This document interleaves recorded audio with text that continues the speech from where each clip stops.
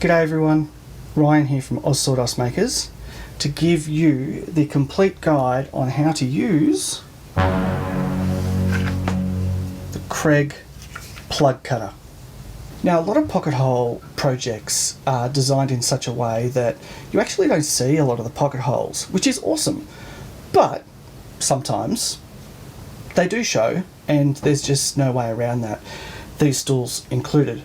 This gives you a way to plug those holes. You get the cutter, which is a very nice case. Now that's a pretty serious drill bit,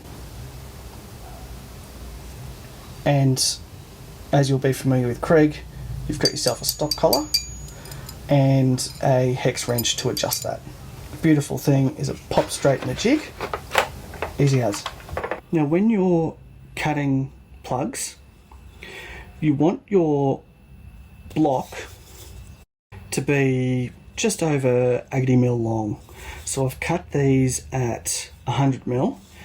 Now this is the same timber that I made the stool out of. I'm also going to drill in the direction of the grain that the pocket holes are going in on the stool as they are, so the grain should match.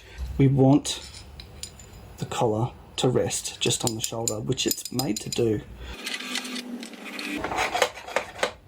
We want the highest speed setting on our drill, but not a hammer. Full speed and then in.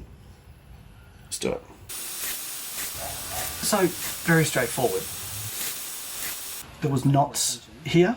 I should have paid more attention because, yeah, if I had have just looked, then I would have realised that that was a bad idea and I could have drilled on this side. Now we need to get these out of here.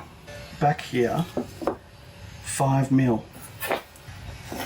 I'm just going to put my little bandsaw table on 15 degrees and then just cut on this line.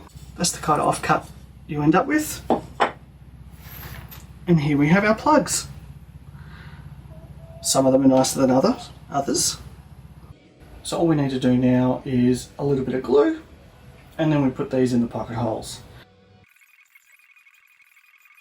It really took no time at all to sand down the excess on those plugs and all of the leftover glue, and a normal person would wipe off that excess glue with a wet rag when they're done, but